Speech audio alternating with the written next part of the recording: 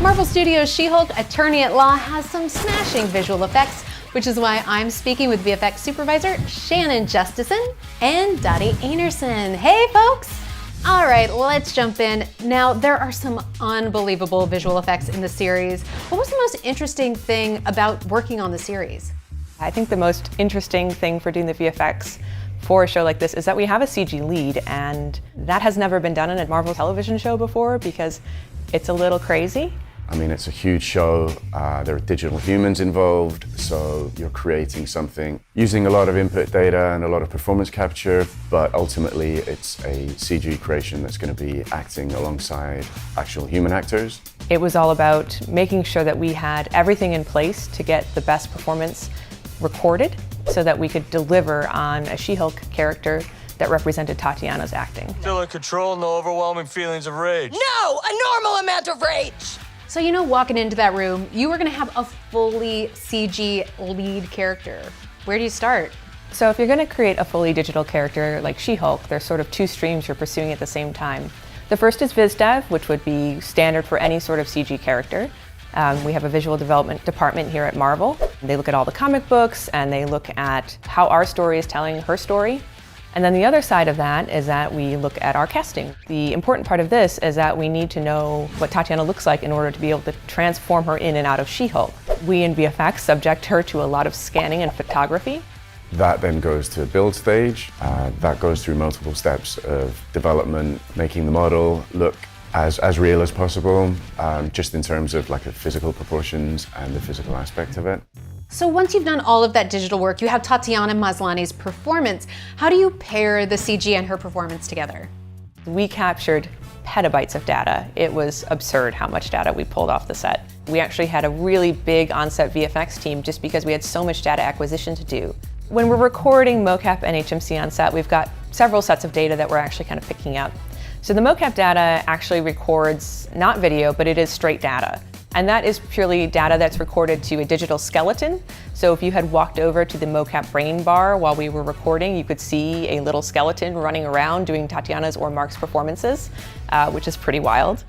Once you have all of that data and footage, how do you bring them together into a scene to create a realistic She-Hulk performance? In order to make She-Hulk more lifelike, we always start with the animation first, because for a character like this, that's the foundation of everything that is to follow. I mean, there are so many things that we consider when we're trying to make her feel as real as possible. We try to make it as close to what Tatiana did as possible and really see what the essence of each one of those performances is. So starting from the edit, then we can start working from selects. Based on the selects, we would, for instance, we say we have a She-Hulk shot. This is the shot that the editors have chosen. This is the mocap performance. All that goes over to a vendor, and then they start their process of tracking the plates, ingesting the mocap, which means transferring the mocap data to the She-Hulk rig. And yeah, the thing that's most exciting is just seeing it come together, seeing it come to life. It's a long process, you know. We would start by post-vising, and where Tatiana would be walking around in her mocap suit, we would then put in a She-Hulk in a kind of a low-res, quick turnaround post-vis form, so that could start to inform our edit. While the animation team is working away, the shaders team is working on refining all of the look of her skin texture, her hair texture, her clothing texture. We're building out her clothes, we're building out her shoes. Then really, once you get turnover and start to build that scene and see the things coming to life, you start to match the lighting, you start to see the performance go on the actual She-Hulk animation puppet. It's super exciting seeing that character come to life. Once we have an animated performance that we like and the studio buys off on, at that point we start all of what we call the sims, the simulations. That's where we start the clothing simulations, the hair simulations, and because all of that's driven by the animation, we don't really start that until after the animation's complete. You know, She-Hulk has so many different looks. I imagine that's a lot of work. How typical is it for a CG character to have that many outfits? Yeah, so She-Hulk has 25 outfits, which is a crazy amount of different outfits. Like usually CG characters will have one, maybe two. She has to be in court, she has to be casual, she has to be kind of working out. But you still get to have a lot of fun with like, how do the clothes transform? What happens to her shoes? Each one of these outfits has to be digitally created. It has to have its simulation. There'll be multiple layers to it. In one of our episodes, She-Hulk, turns up at a gala event for Female Lawyer of the Year, and she is wearing a sequined dress. She-Hulk's gala dress, the sequin dress, it's incredibly complicated and terrifying to build in CG.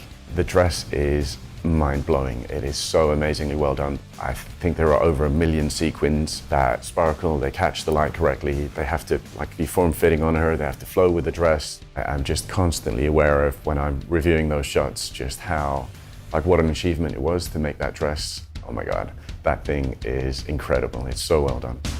It really is so incredible. And you know, the whole series really is so special. What are you most proud of looking back at this entire series? I'm really excited for people to see this character. I'm excited for my kids, to see her.